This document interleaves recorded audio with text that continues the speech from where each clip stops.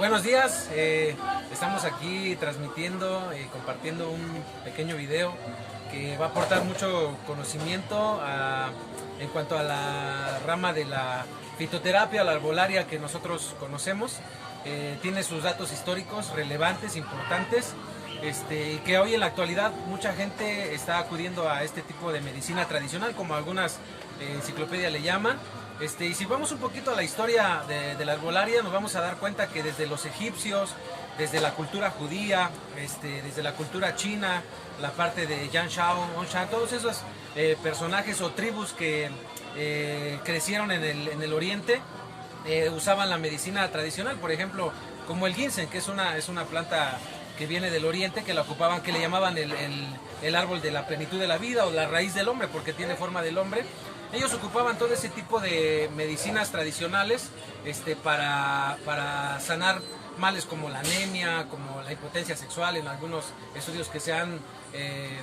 mostrado que tiene esas propiedades para poder ayudar en ese tipo de problemáticas. Por ejemplo, en el caso del pueblo judío, que ocupa mucho las situaciones de la menta, el ajenjo, hierbas que tienen, el hisopo, que tienen propiedades terapéuticas, digestivas, incluso para regular el sistema nervioso. Ellos ocupan mucho eso. En la parte de Europa, si nosotros estudiamos un poquito todo el contexto histórico de la cuestión de la arbolaria en Europa, hay muchas plantas como el eucalipto, como el diente de león, o que le llaman mucho los estudiosos de la arbolaria como la hierba del meacamas en la parte de Europa, porque cuando se tenía problemas de retención de líquidos, se tenía problemas de enfermedades renales, se acudía a la hierba del diente de león, que conocemos aquí en América Latina, pero en Europa le llaman la hierba del meacamas. Interesante, ¿por qué la hierba del meacamas? Porque cuando la consumían, se hacían su infusión en medio litro de agua, empezaban a desechar los líquidos que retenía el cuerpo, y la gente hasta se orinaba en la cama porque ya no le alcanzaba a llegar al baño. Entonces por eso le pusieron la hierba del meacamas. Entonces Europa también tiene mucha situación en cuanto al uso de las plantas medicinales.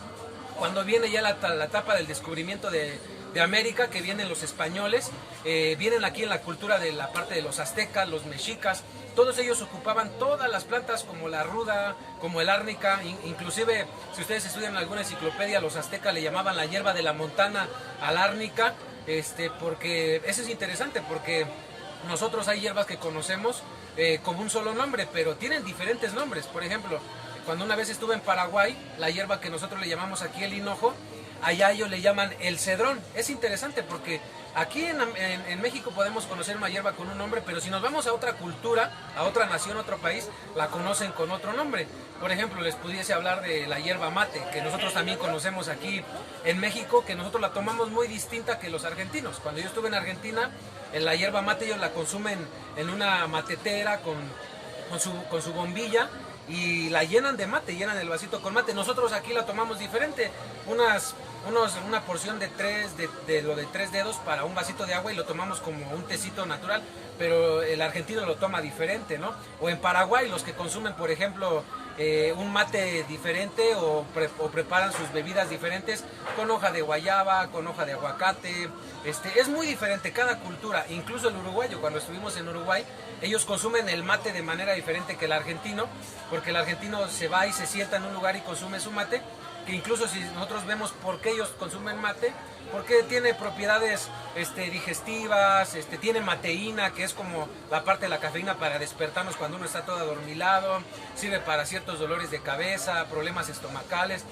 El uruguayo lo toma diferente, va con su mate cargándolo como si llevara una bolsa de mandado. Entonces cada cultura tiene su forma de consumirlas, sus nombres. Entonces, a lo largo de la historia, la medicina tradicional, así se curaban los ancestros. Dicen, por ejemplo, Paracelso, algunos que le llaman el padre de la medicina, ocupaba también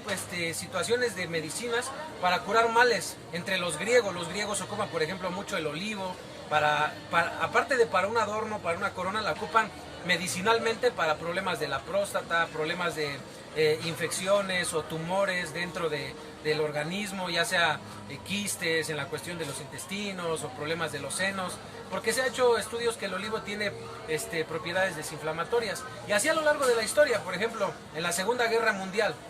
cuando los soldados iban a la guerra, Ellos, obviamente, pues al no tener una parte médica o un hospital o una clínica, lo tenían de manera provisional, pues a través de las epidemias que surgían de los cuerpos que se morían en la Segunda Guerra Mundial, comenzaban a consumir, por ejemplo, la arcilla, que no es en sí una hierba, es como un barro que lo ocupaban, que lo disolvían en agua y lo tomaban para infecciones bacteriales dentro del estómago, como la desinteria, como problemas, los problemas estomacales, inflamaciones, dolores de cabeza. Entonces, si nos vamos dando cuenta que todo el contexto, el ambiente cultural que ha habido, pues todos han acudido a la medicina tradicional, porque ahí hay propiedades, ahí hay sustancias que benefician al ser humano en todos los aspectos, que si bien la ciencia está más avanzada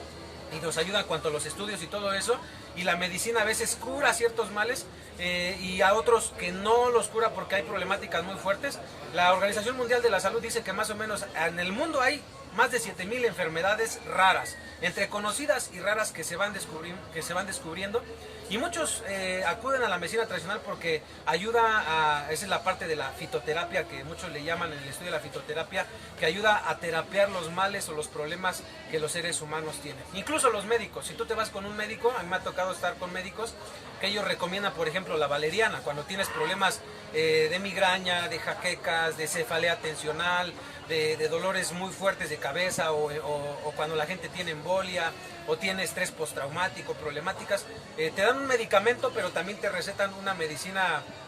natural, como en el caso de la pasiflora, o en el caso de la valeriana, o en el caso de los toronjiles o la melisa officinalis, que si ustedes ven, por ejemplo, el Dalai, el medicamento ese que se daba mucho para los problemas neurológicos o el estrés y todo eso, la tensión,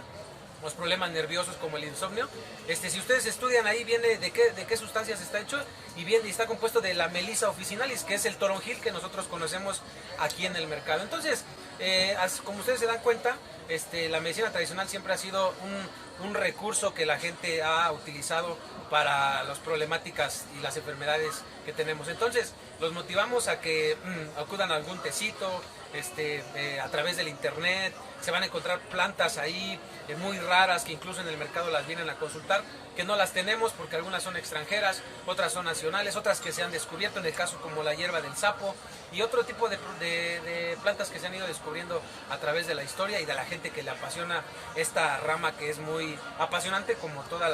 las carreras y todas las materias. Así es que eso es más o menos el ambiente histórico o el trasfondo histórico de las hierbas, que a través de la historia se ha utilizado para los remedios de los males que las personas enfrentamos en la vida.